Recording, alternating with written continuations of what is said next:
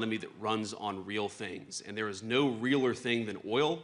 And I would add to that, there's no realer thing than critical minerals.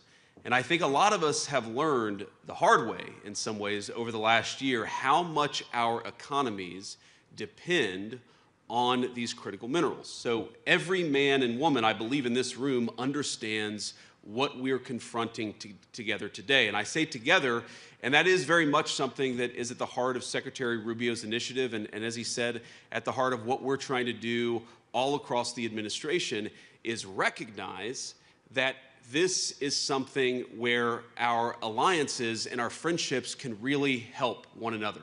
We're all on the same team. We're all rowing in the same direction. I believe that in this room, we have close to 2/3 of the world's GDP represented, and so we have the capacity to make ourselves more independent, more self-reliant, and that's what we should be doing.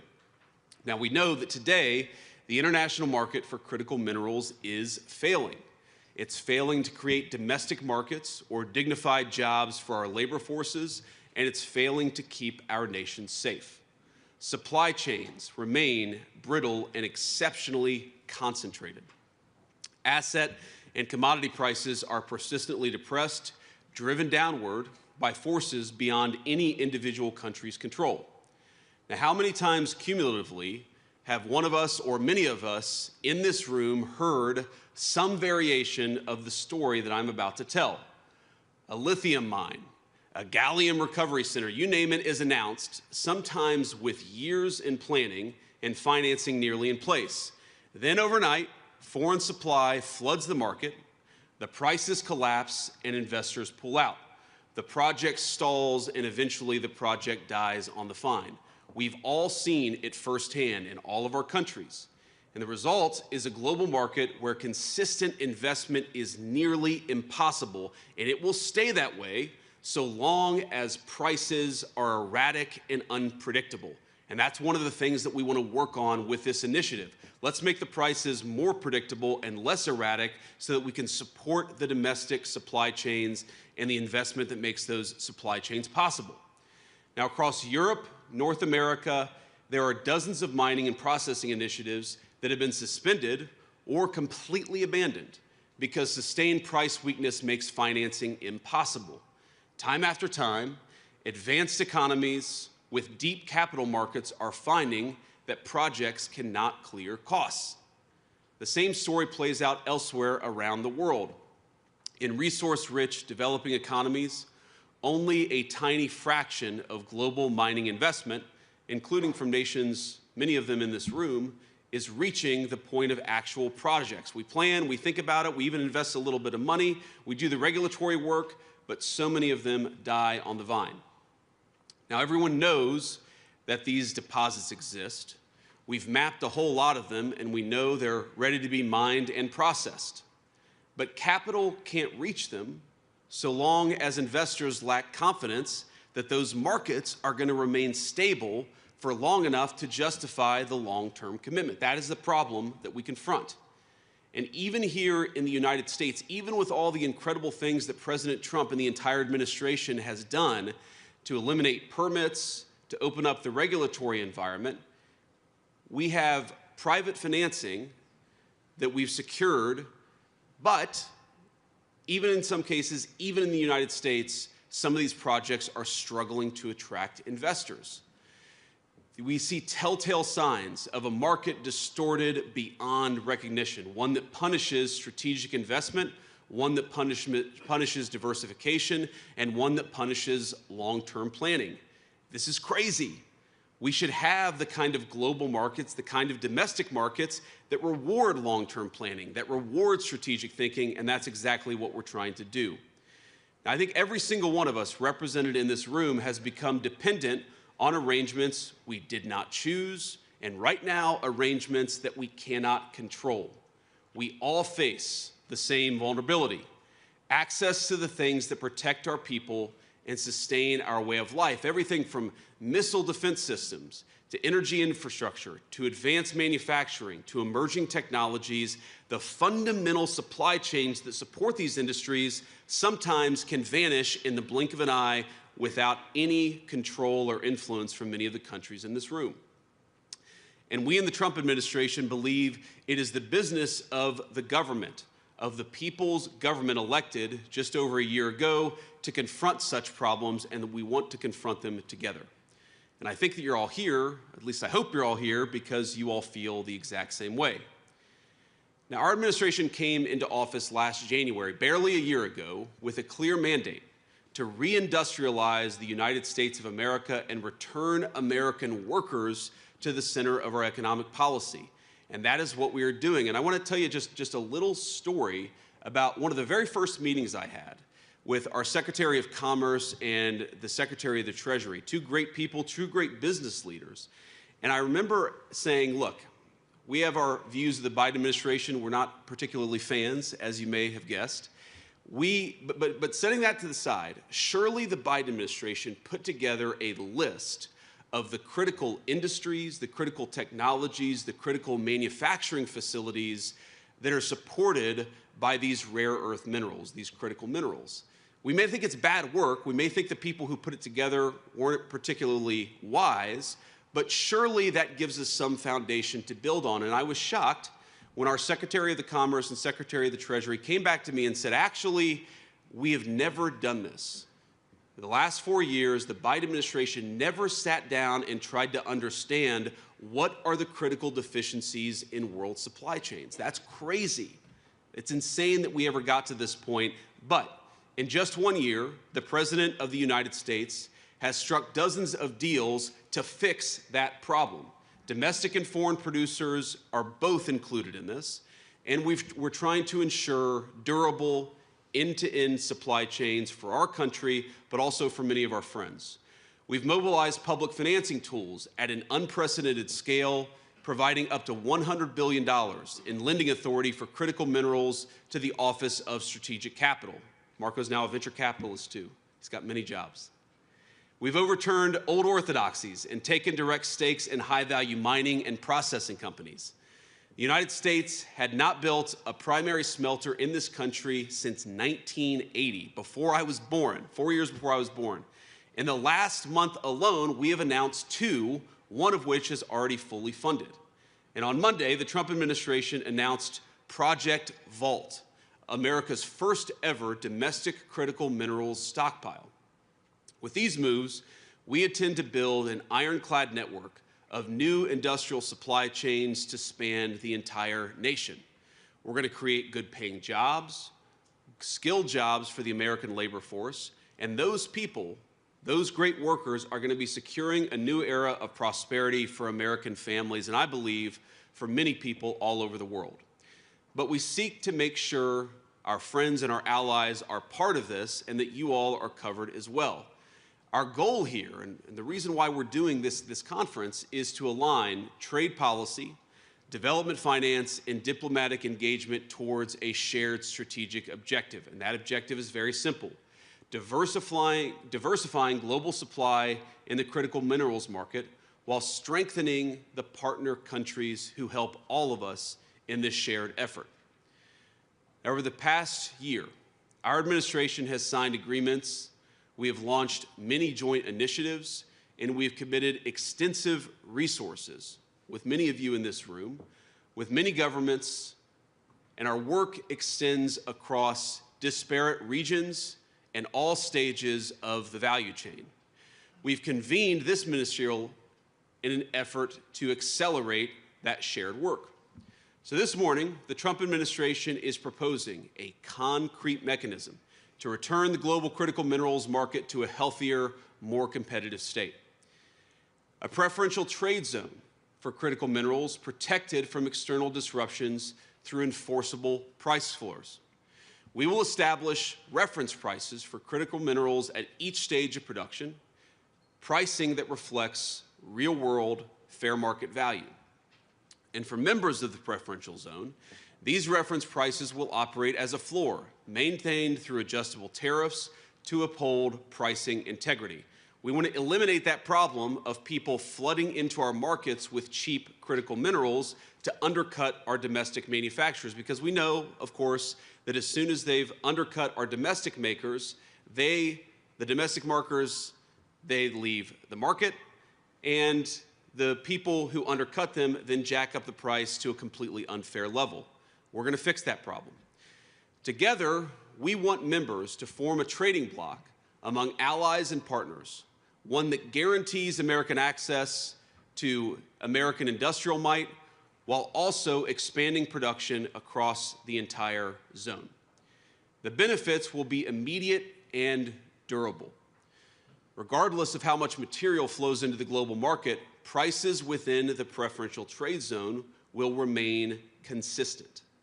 Over time, our goal within that zone is to create diverse centers of production, stable investment conditions, and supply chains that are immune to the kind of external disruptions that we've already talked about.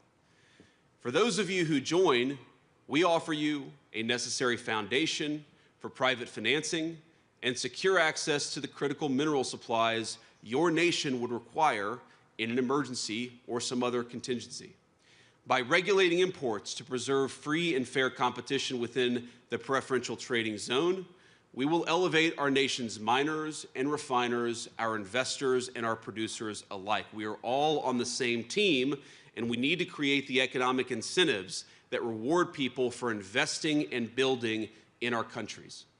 Membership will be vital for developing economies seeking to expand mining capacity. And it'll be just as important for the advanced economies that rely on these materials to sustain their advanced industries, to sustain their growth and security. And I want to be clear with every person in this room. While we believe America's market is large enough to create its own critical minerals trading zone, this entire effort will be stronger and far more competitive if we build it together. So I'm pleased that so many of you here today have already signed on to this plan. Some of you have not. And for those not yet there, we hope that today's discussions will encourage you to finalize those agreements as quickly as possible. Now, I know you're going to be hearing from a lot of others in our administration, including our great Secretary of Rubio, I think really the greatest Secretary of State the United States has ever had, and other senior administrators in our team. And I know that Ambassador Greer, our great trade representative, will present further specifics about what he'll be negotiating, what we're calling the Agreement on Trade and Critical Minerals. Knowing Jameson, I know it will be a very productive session, and I know it will be a very detailed session. As all of you who know Jameson well, he is a guy who gets into the details because he knows that that's where the substance of an agreement can really be made. So I want to close, but before I do, let me just reiterate. We here, I think all of us, are friends. We've all spent many years describing this problem. Before I was ever in politics, I would hear politicians and global leaders talk about this problem. For too many of those years, we talked about it, but we refused to actually solve it. The framework before us is a change. It is a practical and enforceable approach to solving the problem, not just complaining about it.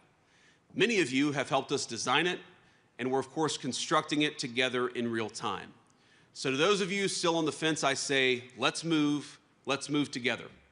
Before you is a chance to lead, to secure your nation's ability to build, to produce, to defend itself. What is before all of us is an opportunity at self-reliance, that we never have to rely on anybody else except for each other for the critical minerals necessary to sustain our industries and to sustain growth.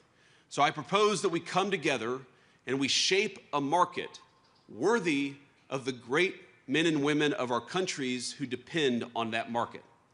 Again, I want to thank you all for being here. I'm honored by your presence. The President sends his very best regards, and I look forward to everything that we're going to accomplish together. God bless you all and have fun today.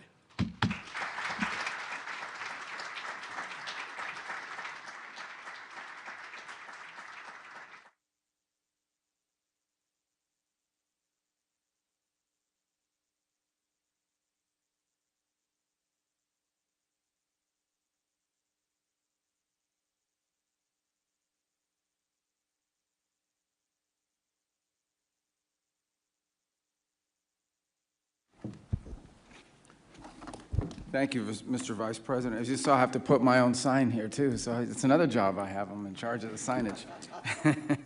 No, thank you all for joining us. I can tell you how honored we truly are that all of you would make the trip to be a part of this on such an important topic. And I want to thank the Vice President for coming this morning. I thought it was important you hear from him because it's a priority for this administration at the highest order, as it is, I know, a priority for many of our partners. And our hope is to use both this forum and our position here today to serve as a convener on what really is an international problem, an international situation or an international issue that needs multilateral international solutions. I don't need to explain to anybody here that critical minerals are vital to the devices that we use every single day. They power our infrastructure, our industry, and our national defense, which is something that's not talked about enough, but it's a key part of that. And so our goal is to have a global market that's secure, a global supply that's enduring and is available to everyone, every nation, at an affordable price. That's a top priority for this administration. I want to talk briefly about our politics here domestically, or our policies here domestically, primarily to serve as an example or a reminder of what a priority we give this topic. President Trump, from day one in office, has made clear that economic security is national security. So we, for example, following in March, he issued an executive order to accelerate permitting reform, to increase domestic mining, and to build reliable supply chains, both at home and abroad. And we feel like all of you, our friends and our partners, stand to benefit from the secure supply chains that we want to be a big part of building. In October alone, the United States secured over $10 billion in critical mineral agreements across 5 countries. Our friends and partners stand to, in December, for example, we convened stakeholders from around the world at the Pax Silica Summit. And thank you, Jacob, for doing that. It's launching a partnership dedicated to building a resilient silicone supply chain capable of powering a new era of global prosperity. Pax Silica and artificial intelligence may be the future. Still, the future will never come to pass. None of these things are going to be possible unless we rebuild the factories and reopen the mines upon which these technologies depend.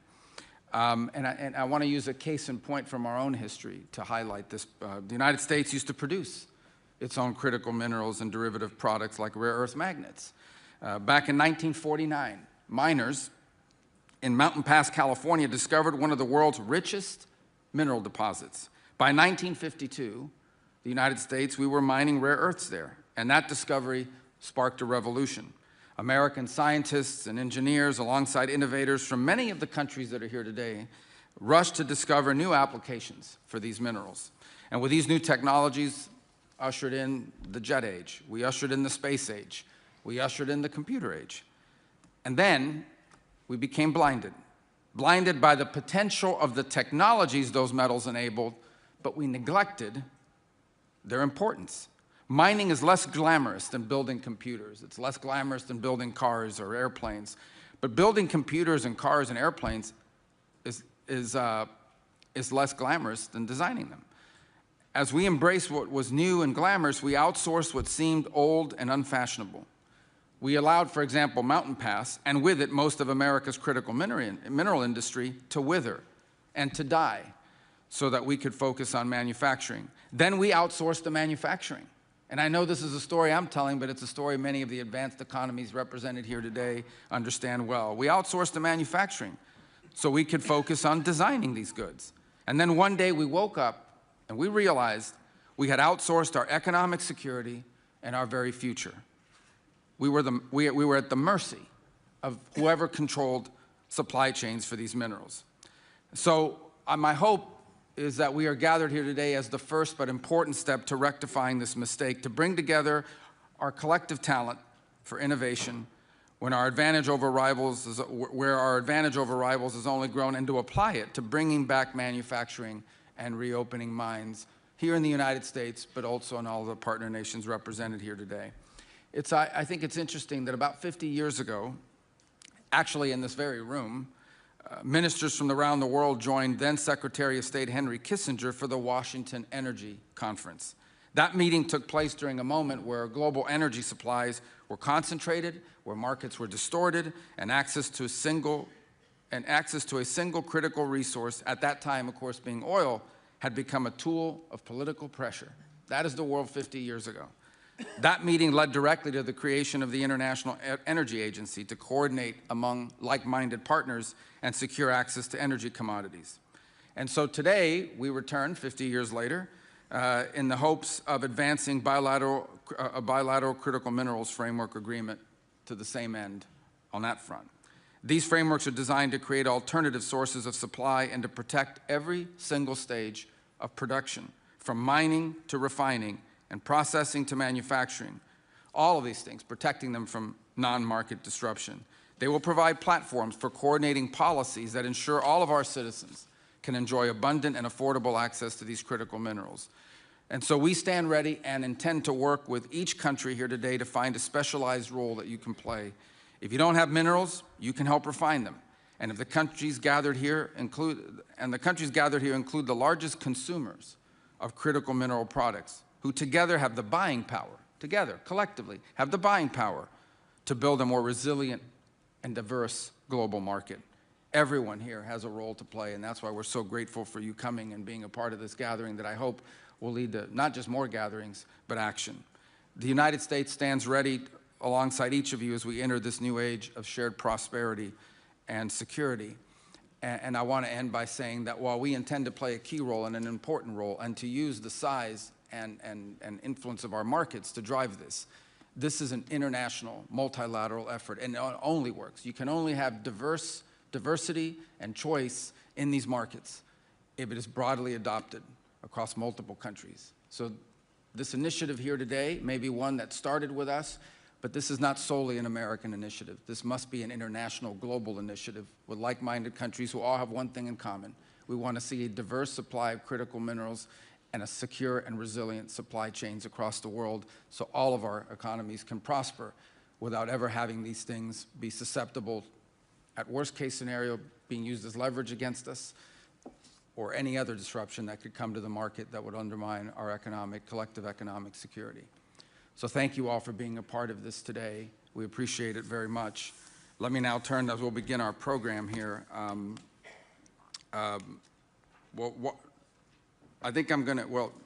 Minister Hori, I think you're going to start off. So thank you very much for being here today. Thank you all for being a part of this today. Thank you very much. Mr. Secretary, Your Excellencies and distinguished guests, I am Yuval Hori, State Minister for Foreign Affairs of Japan. It is my great honor to address you on behalf of the government of Japan regarding one of the most pressing and crucial issues we collectively face today, critical mineral supply chains. May I begin with thanking our host. I'd like to express my sincere appreciation for the decisive leadership of the United States in convening today's critical minerals ministerial meeting. I first would like to echo the remarks by Vice President Vance and Secretary Rubio.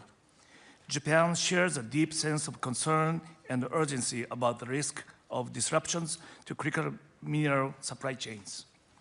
Sitting at the very upstream end of supply chains and being used across a wide range of industries, critical minerals and its stable supply is indispensable to the sustainable development of the global economy.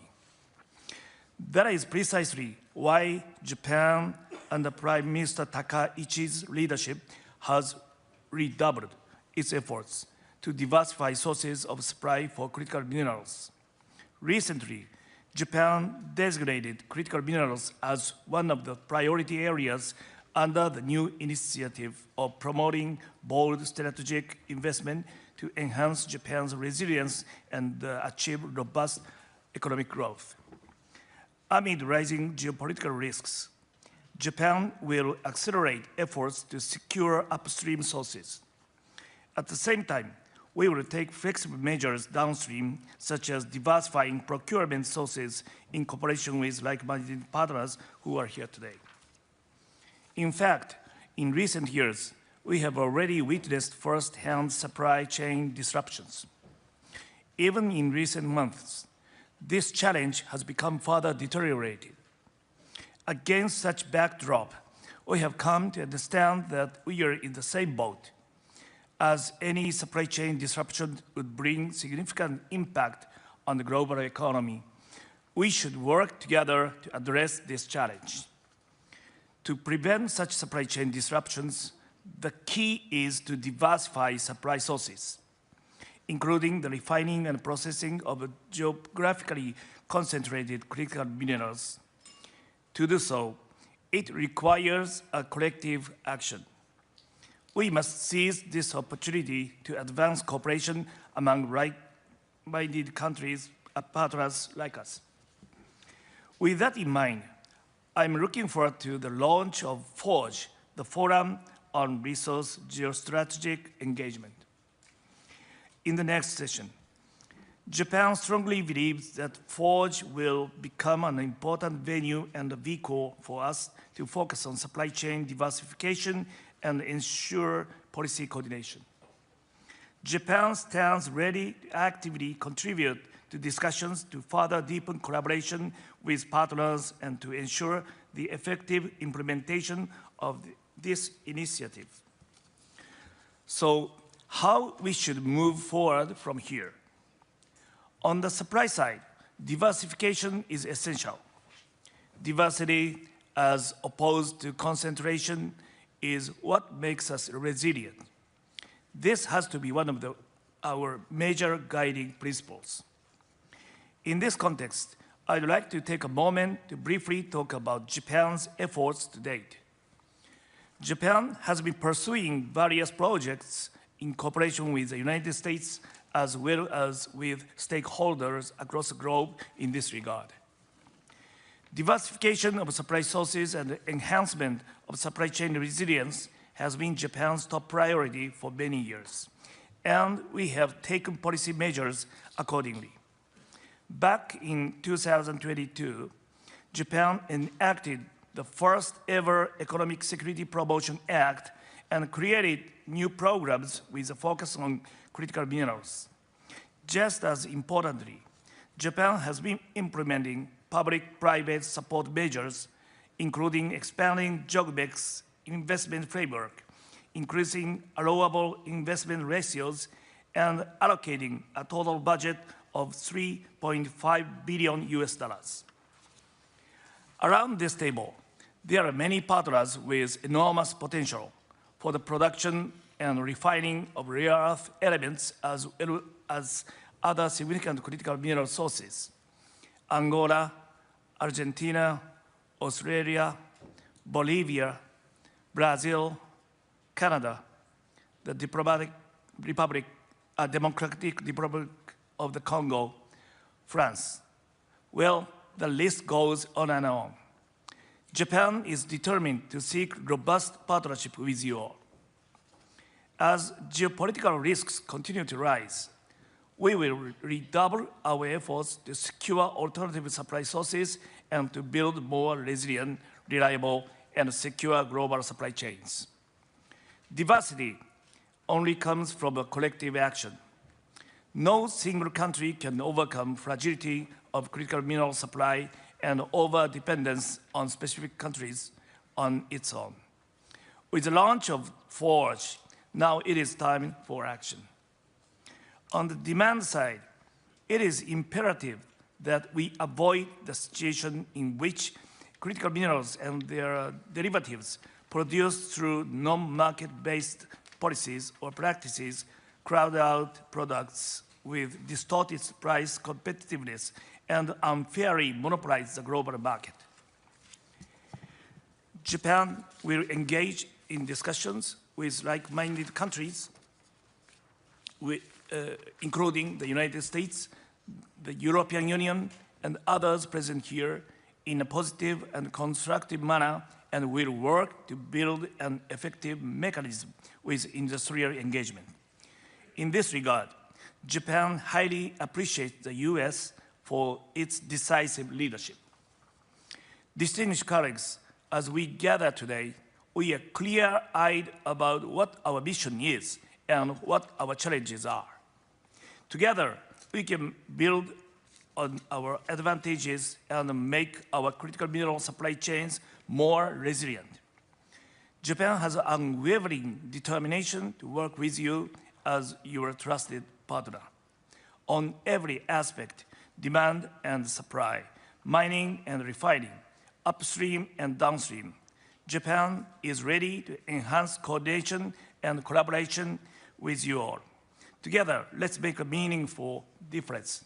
In closing, I thank you for your kind attention. I very much look forward to the discussion today. Thank you so much.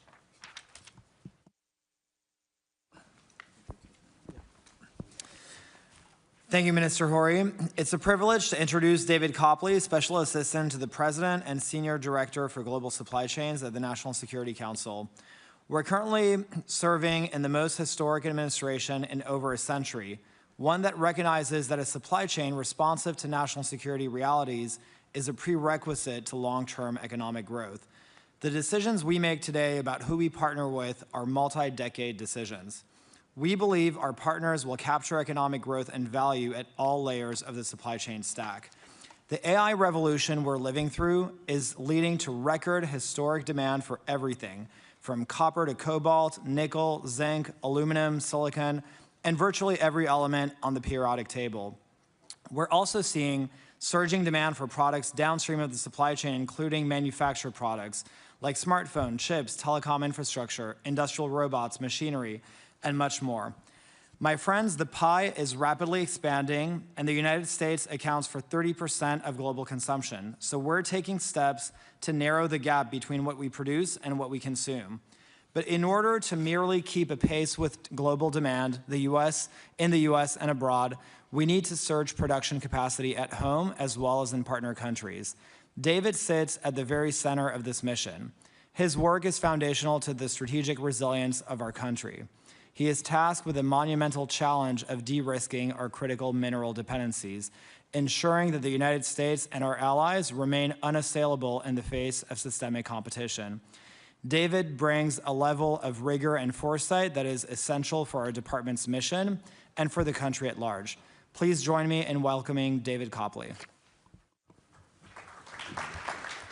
Thank you, Jacob. Thank you, Jacob, for that. And thank you all for being here today. Thank you to the Vice President for his remarks and for his leadership. Thank you, Secretary Rubio, for hosting. And thank you to President Trump for his visionary and forward-leaning leadership on the critical minerals issue. The President understands the need to secure the foundational elements of the modern economy, and he has prioritized this issue as a matter of national security and economic prosperity. I'm going to speak with you all today to provide an overview about what we're doing in the United States to fix the critical minerals problem. We know this is an issue that will require a global solution and teamwork. Of the 57 minerals on our critical minerals list, over a dozen aren't even mined in the United States. So this is truly a global challenge. In the United States, for a number of decades, we've neglected our mining sector and frankly been happy to outsource mining activities to others around the world. We've had some of the worst mine development timelines in the world in the United States. 29 years to build an average mine because our permitting framework and our litigation framework have been so onerous. Mining in the United States has been perceived as a dirty old world industry. So we haven't had enough young people choosing mining as a career. And we only graduate something like 200 to 250 mining engineers annually. Not good for a country of 340 million people facing a critical problem. But I'm proud to say that under President Trump's leadership, we in the United States have done a complete 180 and again made mining a priority industry for our national development.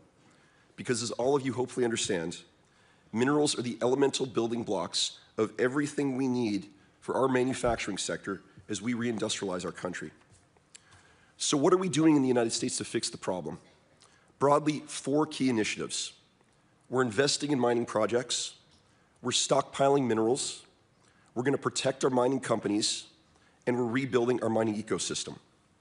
To start, we're investing heavily in mining-specific projects, like recent deals with MP Materials, Lithium Americas, Korea Zinc, Ma'aden, and many, many others. I believe over the next few years, the United States government, between debt and equity, will deploy hundreds of billions of capital into the mining sector to get projects going. We are quite frankly doing things the American government has never done before, like equity investing, so we can get deals to pencil quickly and move forward. We've created public-private minerals investment funds, like our Critical Minerals Consortium with Orion Resources and another partnership with TechMet. Investment is an area of great potential for collaboration with your governments as we look to jointly develop mining projects with partners around the world. Second, we've begun stockpiling minerals. President Trump and Vice President Vance convinced Congress to give us $2 billion over the summer to stockpile minerals in our national defense stockpile. That's the largest investment we've made in our defense stockpile since the Cold War ended. And just 2 days ago, the President announced Project Vault, the creation of a national strategic critical minerals reserve, a $12 billion vehicle under our Export-Import Bank. This is the first time in the history of the United States we've ever stockpiled minerals for our civilian economy, to protect our commercial industry and insulate them from the painful effects of supply shocks. Third, we're going to protect our mining companies. We know the mining industry has a problem with commodity pricing caused by strategic dumping and overproduction. Returns in the mining sector, quite frankly, have not been good enough over the last 30 years, at least partially due to this problem. This is a key part of what we want to talk to you all about today. The current state of affairs in which commodity prices are kept low for geostrategic reasons through overproduction is damaging to minerals-producing nations by reducing the value of your assets and your tax receipts. And it's equally damaging to consuming nations by harming your national and economic security. The current system doesn't make sense for any of us, but with coordinated global action, as described by the Vice President, we can fix this problem in a way that will be better for both producers and consumers of minerals. And lastly, we are fixing our mining ecosystem in the United States. I mentioned earlier in my remarks that S&P reported 29-year timelines to develop an average mine in the United States. This is completely unacceptable to President Trump and Vice President Vance, and will not continue under their watch. Our leadership have made mining a priority sector for our country again. We have a federal permitting priority list that has practically never been used for mining projects before. It's like concierge service for federal permitting. In just the last few months, we've added more than 50 projects to this list. We have torn apart and rewritten our federal regulations, and we can now get full environmental impact statements done, the most burdensome part of our permitting process, in less than a month. Our goal is that the United States again becomes a very attractive place for the mining sector, because we intend to mine here and we intend to process minerals here as well. So 4 key initiatives. We're investing, we're stockpiling, we're going to protect our mining companies, and we're fixing our mining ecosystem, because this industry is so important to our national development, as I know it is to your countries as well. But most importantly, under President Trump's leadership, we are no longer standing around admiring the problem. We're not spending our time writing 200-page book reports about how important critical minerals are. We have a plan, and we're focused on project execution, getting deals done, getting companies their permits, stockpiling minerals, and hopefully moving forward with all of you, our international partners, to protect our mining companies and to rebuild global mining in a fair and balanced way. So we very much appreciate your time and the distances you traveled to be with us here in Washington. We look forward to the discussion, and most importantly, we look forward to working with all of you to make the global mining industry great again. Thank you. Thank you, Secretary Rubio, for your truly historic leadership on this critical issue. And thank you, State Minister Hori and Senior Director Copley, for kicking off our ministerial. I would like to ask press to depart the room before we begin plenary session 1. Thank you. Your Excellencies, distinguished guests, we will now pause for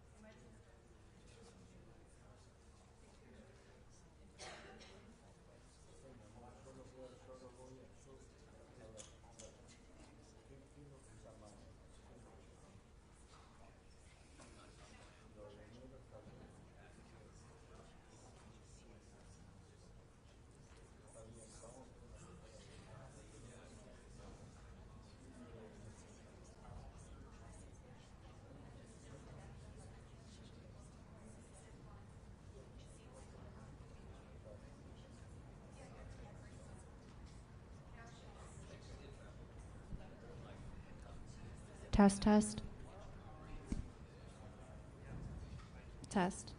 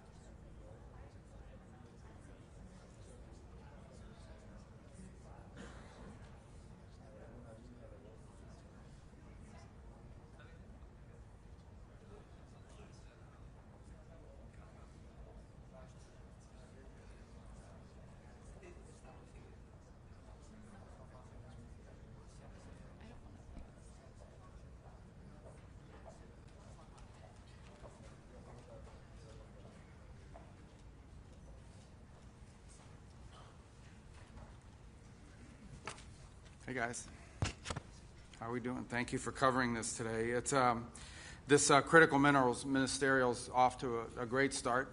We have 55 partners that we're hoping to enter into collaboration with. Many have already signed on, and the goal here is very simple. We all understand that having a reliable global supply chains and critical minerals and processed and finished materials are critical to everything we do. As I pointed out in my opening statements to the group, and I think this is a broader mistake made by the industrialized and developed world, as we all sort of fell in love with the design of these things, but forgot that in order to design something, you have to be able to build it, and in order to build it, you have to have the fundamental materials necessary to make it with. That's the key goal of a critical mineral supply, and today it's heavily concentrated in the hands of one country. And that lends itself to, at worst case scenario, being used as a tool of leverage in geopolitics, but it also lends itself to any sort of disruptions, like a pandemic or anything that could, political instability, or anything that could happen. And so it's key and important, and I think there's a growing global recognition that we need to have supply chains for critical minerals that are reliable and diverse across the world. Some countries have a number of critical minerals that they have available to them in terms of mining, but just haven't been able to do it because a foreign competitor will come in, they'll gut the price, they'll undercut it through state subsidies and unfair practices, and so it becomes economically unviable to be able to explore for critical minerals. In other cases, it's the processing. Again, it falls victim to the exact same thing. The private sector can't invest in these things because some competitor will come in and they'll basically do it under cost for purposes of establishing market share dominance. And then once they control that industry, and they're the only ones in the world that do, be disrupted if there's any sort of global disruption and so forth. And this is not a sustainable situation. So it's why we've made it a priority. First, we try to lead by example in what we've done here in the United States. And that includes permitting reform that makes it easier to go into this industry on the critical minerals we have here domestically. But also the creating demand, which is what the President announced yesterday by the announcement of a strategic stockpile of critical minerals. But we understand that this is a global challenge that requires a global response. And so we're working here today to create a forum for that to happen. And part of this is this new initiative, Forge, which we described earlier. We've got a number of countries that have signed on to that and many more that we hope will do so. That was our first session, was the launching of this Forge initiative. Let me just say I want to thank the Republic of Korea because they've been for their leadership on the previous entity that was filling this gap, which is MSP. But we're moving forward on this thing with Forge, and the purpose of Forge is to foster collaboration and to build a network of partners across the world, and many of whom were in that room today. This afternoon, there'll be additional sessions led by Trade Representative Greer, who's going to present on a price floor mechanism, and that's designed to make sure that these commodities will never fall below a certain price so that they can become economically viable. The idea is to protect people's investments or investments in these sectors across the world. They'll hear from Secretary of Energy Wright. They'll hear from the Development Finance Corporation. They'll hear from the Ex-Im Bank. They'll hear from the Department of War. They're going to showcase financing tools and programs for critical minerals investment. And then Treasury Secretary Bessent is going to close out later tonight, the ministerial, or later this afternoon. We're planning to sign new critical minerals frameworks with several partners later today. And I want to just highlight again, this is really a historic gathering and highlights the billions of dollars the United States government has already committed towards this endeavor. And that's going to enable private sector investment towards creating reliable supply chains that are vital, as I said, to technological innovation, economic strength, and also national security. So we thank you again for covering this, and we're grateful for all of our partners that are here today. And as I said, 55 partners, 54 countries in the European Union are here. And we think there are many more countries that are going to be interested in joining this initiative as it moves forward. And I think our team here did a great job of pulling this together. And of course, the day's not done. All right, let's get to your questions. And I apologize ahead of time. I know I did like a 2.5-hour press briefing late. I can't do that today because they need this room for the family photo. So they have to have us clear out so they could set that up. Okay, so, Tommy, you're going to call people just because if not, they'll get mad that I didn't call them. So they'll blame you. Yeah, all right. First question, Alex Salvi from Newsmax. Good morning, sir. The United States has a vested interest now in the critical minerals inside of Ukraine following last year's agreement. We know that the United States this week is monitoring and hosting, of course, trilateral talks between Kyiv and Moscow. And while there does seem to be a framework, at least when it comes to security guarantees, When it comes to any territorial disputes, there does not seem to be much movement one way or the other. Is there any progress being made on that front, and do critical minerals play into those conversations? And separately, sir, if I could also ask about the New START treaty with Russia that expires tomorrow. Yeah. I don't have any announcement on New START right now. I think the President will opine on it later. Obviously, the President's been clear in the past that in order to have true arms control in the 21st century, it's impossible to do something that doesn't include China because of their vast and rapidly growing stockpile. On the question of the talks, they're today and tomorrow in Abu Dhabi. Look, the good news is that for the first time in a very long time, we have technical military teams from both Ukraine and Russia meeting in a forum that we'll also be involved with, and our experts. Steve Woodcock and Jared Kushner will also be attending for part of that, and we think that's important. And look, I don't want to say talks alone are progress, but it's good that there's engagement going on. I would also caution everyone that on things like this, because there's a lot of sensitivities involved in it, progress is probably not going to be known, even via leaks, until we really have a breakthrough. Our goal is to remain committed. We've committed a year to this. We think we've made real progress. If you look at the checklist of open items that existed at this time last year and the checklist of open items that remain now in terms of reaching a peace agreement between Ukraine and Russia, that list has been substantially diminished. That's the good news. The bad news is that the items that remain are the most difficult ones. And meanwhile, the war continues. So all I can say in that regard is that we are investing at a very high level a substantial amount of time and energy to this endeavor. We are going to continue to do everything we can to see if there's a breakthrough. And one of the things to understand about ending armed conflicts is oftentimes it looks totally hopeless until you have this breakthrough that sometimes is unforeseen. That was certainly the experience with Gaza, where a lot of people thought that was a hopeless situation, but we kept pushing and pushing, and then circumstances aligned and made it possible. And obviously, that's what we're going to endeavor to do here as well. As far as critical minerals are concerned, look, that's a part of economic prosperity for Ukraine and its future. This war will end at some point, and when it does, Ukraine needs to be able to harness all of the resources of their country to be able to rebuild it. Ukraine has tremendous economic potential. It is a country that could probably double its GDP in the next decade with the right economic moves, and we certainly think that is a part of an enduring peace. And so a lot of work and thinking has gone into that ahead of time, and so that hopefully it will be able to be actioned on as soon as the war comes to a conclusion. Our next question will be from Julio Iriart from La Nación. Good morning, Secretary. Specifically, what role can Argentina play in this agreement on critical minerals? And also I would like to ask if U.S. is in talks with Argentina for sending their immigrants deported from third countries. Thank you so much.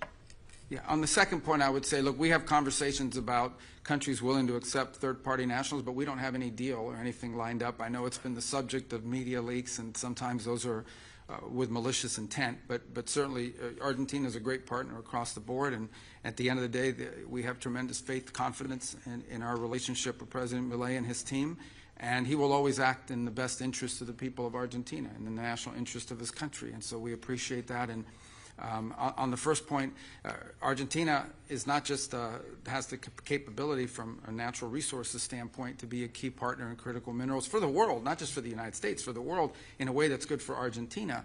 It also has expertise in processing, and which I think is also going to be critically important. So both because of geology, meaning their geographic location, and their expertise, they've already taken tremendous steps, and they were one of our featured speakers in session one. And Foreign Minister Kirno was there because of Argentina's one of the global leaders in this regard. So both because of the resources available and because of the ability to invest and the expertise they have in the processing, I think Argentina is going to be a key partner for the world, not just for the United States, and certainly being located in the Western Hemisphere is of strategic value both to Argentina but obviously to the United States as well. Our next question will be from Elizabeth Hagedorn from Al Monitor.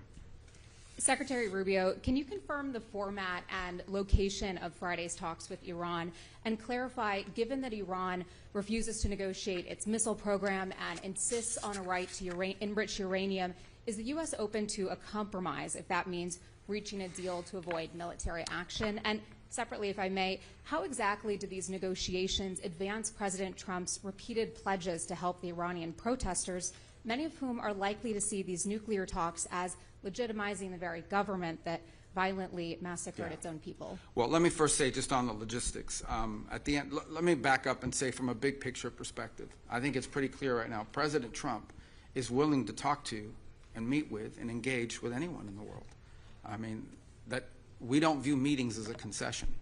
We don't view meetings as even legitimization. It is our willingness to sit and listen and talk to anyone, any adversary, any ally, obviously, but anyone around the world. And so the president's always been open to that. He showed that in the first administration, and he's showing it again now. And so I think if there's an opportunity to engage directly with counterparts in the Iranian regime, the United States would be open to that, and that's what we're open to. We thought we had an established forum that had been agreed to. In Turkey, it was put together by a number of partners who wanted to attend and be a part of it. I saw conflicting reports yesterday from the Iranian side saying that they had not agreed to that. So that's still being worked through. At the end of the day, the United States is prepared to engage and has always been prepared to engage with Iran. As far as the topic of those discussions and what the agenda needs to be, look, I think in order for talks to actually lead to something meaningful, they will have to include certain things. And that includes the range of their ballistic missiles. That includes their sponsorship of terrorist organizations across the region. That includes the nuclear program, and that includes the treatment of their own people. The fundamental problem Iran faces and the regime faces right now is that what people are on the streets complaining about, this regime cannot address. They cannot address it because it's economic. Those problems remain. And one of the reasons why the Iranian regime cannot provide the people of Iran the quality of life that they deserve is because they're spending all their money, they're spending all their resources of what is a rich country sponsoring terrorism, sponsoring all these proxy groups around the world, exporting, as they call it, their revolution. But I remind everybody what I've been saying through my entire career in public service. I said it in my hearing when I was asking for confirmation through the Senate. The Iranian people and the Iranian regime are very unalike. In essence, what the Iranian people want, this is a culture with a deep history. These are people that are the leadership of Iran at the clerical level does not reflect the people of Iran. I know of no other country where there's a bigger difference between the people that lead the country and the people who live there. And so our hope resides in that. As far as the president's views on the way protesters were treated, he was very clear about it. And as you saw, part of what the president said publicly prevented mass executions that were being planned and we're on the precipice of. And obviously beyond that, the president retains a number of options to how he responds to that and future events. But as far as the talks are concerned, I think the Iranians had agreed to a certain format. For whatever reason, it's changed in their system or what have you. We'll see if we can get back to the right place. But the United States is prepared to meet with them. I think it was scheduled for Friday. Steve is ready to go. He'll be prepared for that. If the Iranians want to meet, we're ready. They've expressed an interest in meeting and talking. If they change their mind, we're fine with that too. We prefer to meet and talk. I'm not sure you can reach a deal with these guys, but we're going to try to find out. We don't see there's any harm in trying to figure out there's something that can be done. This is a president that always prefers a peaceful outcome to any conflict or any challenge. We have time for one final question. This one from Nahoufal and Ari from Maghreb Arab Press. Thank you, Mr. Secretary. Nofan Hari, Morocco's news agency. My question is with regard to African countries, including Morocco, who is participating today. Mm-hmm. How do you envision their role in this ministerial and in the forum going forward? Well, again, it's the same. First of all, this, as I've highlighted before, this is an American initiative to bring people together. We want to serve as the convener, but this is a global challenge. There is not a country in the world that doesn't face this challenge of critical mineral supply chains, just from the perspective of trying to grow economically. Okay? Everybody wants to be an AI. Everybody wants a center. Everyone wants to advance industrially and technologically. Everyone wants to be able to defend their national security. All of these things, whether it's a cell phone, a computer, a semiconductor facility, or the weapons that protect your country, all of these things have to be built with components. And these components invariably involve critical minerals that don't just have to be mined, they have to be processed. So every country has that interest, to have a global supply of critical minerals, not just the raw material, but the processed material that is usable for an industrial capacity. And Morocco shares that with everybody. Second is, every country in the world has, even though they call it rare earth and critical, and they're not really that rare, every country has some deposits of critical minerals. They're different ones in different parts of the world. And so I think Morocco, like any country in the world, would want to be able to use those natural resources in an environmentally responsible way to develop its own economy. And not just the mining, but potentially moving to the processing as well. And so what you look at is, if every country in the world has strategic advantages in terms of what it can mine and when it can process, you want to create a network of countries, as many as possible across the world, where we have a reliable supply of critical minerals. This is critical for Morocco, and they can play a very key role because they do have critical mineral supplies that they can be mining, and that creates economic development.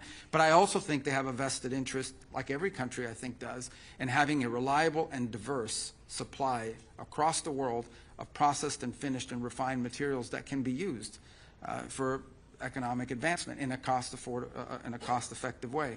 So I think Morocco plays a key role because of the deposits that it has, but also because of its willingness to invest in processing and its cooperation and being willing to be a part of this global initiative, which it will have to be a global initiative. No country in the world has every critical mineral that's valuable, and so it will rely on international cooperation. That right now, you have 90-something% of some of these elements controlled by one nation in one place. And that's just not healthy for the global economy, and it's certainly not healthy for security and stability. So Morocco can be a key part of that, and we're very happy they're here today and seated there at the table with us. So, okay. Thank you. This concludes today's press I availability. apologize. I love doing long press conferences. I do a longer one, but we got to use this for the family photo. All right. Thank you, everybody. Thank you. Thank you. Thank you.